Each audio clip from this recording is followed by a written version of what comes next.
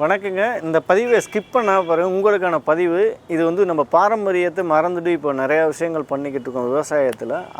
அந்த விவசாயம் சார்ந்த பதிவு தான் இது. நீங்கள் பார்க்குறது வந்து ஒரு நெல் வந்து அவிச்சு காய போட்டிருக்காங்க. இது எப்படி காய போடுறாங்க அப்படிங்கிறத நம்ம முன்னொரு காலங்களில் வீட்டில் வந்து முதல்ல உரலில் குத்தி நம்ம சமைச்சு சாப்பிட்டோம். அதன் பிறகு ஒரு நவநாகரிகமாக ஒரு மில்லு வந்தது, ஒரு மிஷினரி வந்தது. அந்த மிஷினரி நல்லா தான் இருந்தது ஒரு காலகட்டங்களில். அந்த மிஷினை பற்றி தான் நம்ம பேச போகிறோம். அரிசி ஆலை, இப்போ வந்து நவீன அரிசி ஆலை பிக்கஸ்ட்டாக உடனே நெல் கொட்டினா அங்கே மேலே கொட்டினாங்கன்னா கீழே வந்து அரிசி வந்துடும். அந்த மாதிரி ஒரு காலங்கள் வந்துச்சு. ஆனால் இந்த முறை வந்து ரொம்ப மனிதனுக்கு ஒரு கேடு விளைவிக்காத ஒரு முறை தான் இந்த மில்லு, இந்த பழைய மில்லு வகைகள். அந்த மாதிரி பேராவில் ஒரு மில்லு இருக்குது. உங்களுக்கு ஞாபகப்படுத்துறதுக்காக தான், வேற ஒன்றும் இல்லை.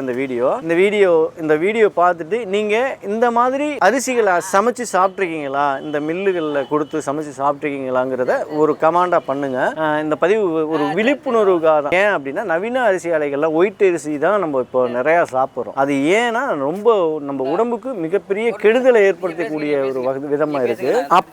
அப்படிப்பட்ட இந்த பாருங்க, இந்த காலங்களில் இந்த காலால் நம்ம வந்து முன்னாடி இந்த ஒரு 10-20 வருடங்களுக்கு முன்னாடிலாம் இது நடந்துச்சு. பேரானில் இருக்குங்க அந்த மில்லு. அந்த மில்லை பற்றி தான் நம்ம பேச போகிறோம். இது மாதிரி உங்கள் ஊரில் மில்லு இருக்கா, பழைய மில்லுகள் இருக்கா, அவியல் நீங்கள் கொண்டு கொடுக்குறீங்களாங்கிறத சொல்லுங்கள். பாரம்பரியமாக இந்த மாதிரி அரிசி வகைகள் நம்ம சாப்பிட்ருப்போம். அது கொஞ்சம் ருசியாகவும் இருக்கும். அந்த கலர் வந்து ஒயிட்டாக இருக்காது, நேச்சுரலாக இருக்கும். அந்த மாதிரி அவிச்சிங்க பேராமலையும் பண்ணுறாங்க. அதுக்கு தான் இந்த ஒரு வீடியோ, ஒரு விழிப்புணர்வுக்காக தான். இது விளம்பரமோ இல்லைங்க. இது வந்து ஒரு நம்ம வீட்டில் அவிச்சி, இப்போ நம்ம வீட்டில் இப்போ எங்கள் வீட்டை எடுத்துக்கிட்டீங்கன்னா, என் ஒய்ஃபிட்டான்னு சொன்னோன்னா நமக்கு டைவர்ஸ் கொடுத்துருவா.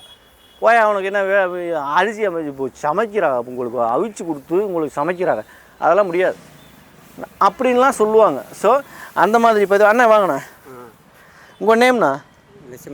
இப்போ இந்த மில்லு இருக்குல்ல, இந்த மில்லில் நீங்கள் எப்படி அவியல் பண்ணுறீங்க?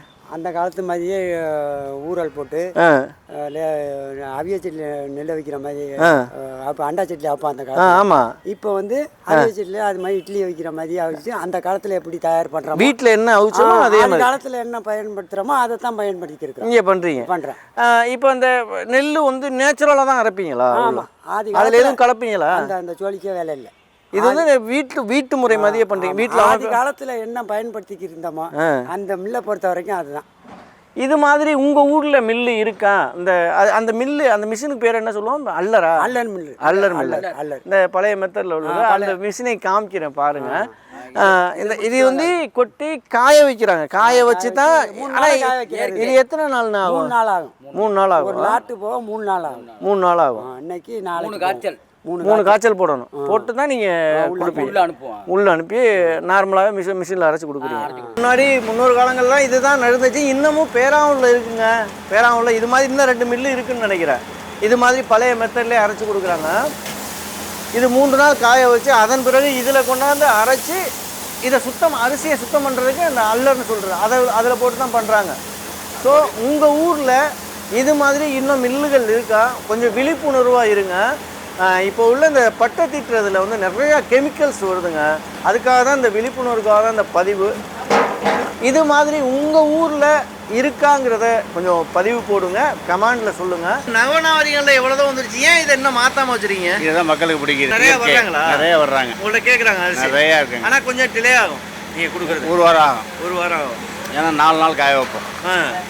அதனால கொஞ்சம் லேட் ஆகும். ஆனால் இப்போ நவநாகரிகங்களில் இப்போ பார்த்தீங்கன்னா மில்லு கொடுத்த ஒரு மணி நேரத்தில் நம்மக்கிட்ட அரிசியை கொடுத்துட்றாங்க. அப்படி கொடுங்க. ஆமாம். இப்போ இந்த அரிசிக்கும் அதுக்கும் என்ன டிஃப்ரெண்ட்டு? மக்கள் ஏன் இதில் மாறக்கூடாதுன்னு நீங்கள் நினைக்கிறீங்க? இது சாதம் போட்டாங்க, சாதம் கெடாது. வைக்கனாலும் பழையது நல்லா இருக்கும். சாதம் நல்லா இருக்கும், உடம்பு சத்து. நீங்கள் எந்த கெமிக்கல் கலக்கிறது கிடையாது? அதெல்லாம் கிடையாது. நம்ம வந்து Natural-ஆவே வீட்டு அரைச்சு நம்ம வீட்டில் அவிக்கிற மாதிரி நாங்கள் அவிச்சு தயார் நீங்களே அவிச்சு நீங்களே இது நாங்களே பண்ணுங்க. உடனே கிடையாது. வந்து மருந்து போட்டா போட்டானா ஒரு வாரம் டைம் கொடுப்போம். டைம் கொடுத்துருவீங்க. அதுக்குள்ள ஒரு வாரத்துக்கு கொடுக்க முடியாது. ஒரு வாரம் டைம். சில கூட எல்லாம் கொண்டா வச்சிருவாங்க. மாதம் எடுத்துக்கிடுவாங்க.